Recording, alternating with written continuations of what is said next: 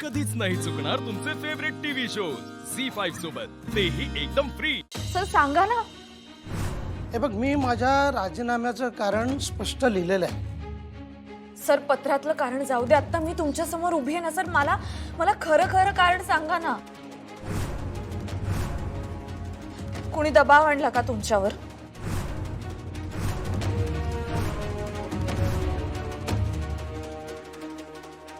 आला का परत यांचा दबाव? बघितलं का अधिपती कसं चाललंय ते? यांची वाक्य यांच्या तोंडात घालतात। सांगा फुलपगारे, कुणी दबाव आणला होता? आम्ही दबाव आणला होता का तुमच्यावर राजीनामा द्यायला?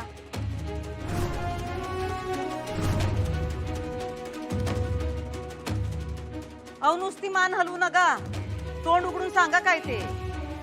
साक्षी पुराव्याचा खेळ चाललाय का वापासून? नाही, माझ्यावरती कोणीच दबाव वगैरे आणलेला नाहीये। नाही नाही तसं नाही, स्पष्ट कबुली जबाब द्या की आम्ही तुमच्यावर दबाव आणला नव्हता। आमच्या सुनबाईंचं तसं म्हणणं आहे।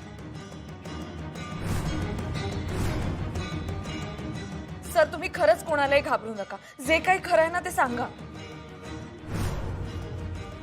प्लीज खरं सांगा सर, तुम्ही आता राजीनामा दिलाय ना, मग आता तुम्हाला कोणालाही भेटण्याचं काहीच कारण नाहीये सर।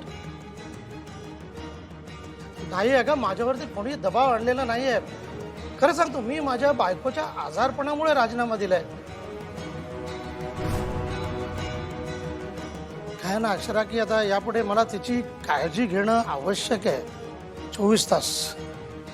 नाही सर नाही, तुम्ही खोटं बोलताय सर। सर तुमच्या बायकोचा आजारपण हे काही नवीन नाहीये, इतक्या वर्षात तुम्ही असं कधीच केलं नाही आणि आज नेमकं?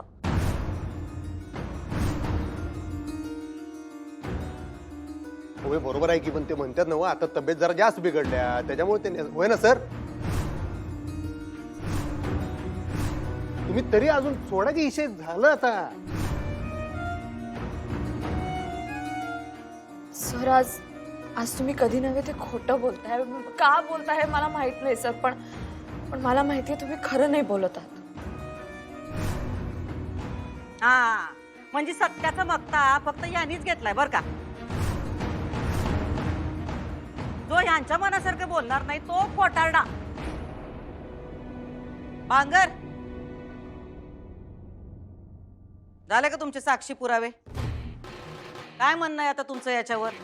सॉरी मॅडम, म्हणजे आम्ही आमचं कर्तव्य करत होतो, आमच्यामुळे तुम्हाला त्रास झाला त्याबद्दल माफी मागतो। खरंच सॉरी, येतो आम्ही।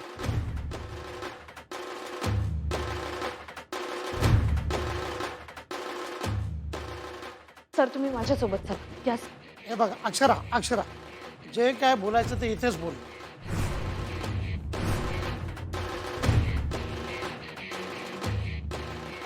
सर का असं करताय तुम्ही? काय झालंय सर सांगा ना मला, मला दिसतंय हो, मला तुमच्या चेहऱ्यावरून कळतंय की तुम्ही प्रचंड प्रेशर खाली आहात। झी5 ॲप डाउनलोड करा आणि पहा सर्व एपिसोड्स एकदम फ्री।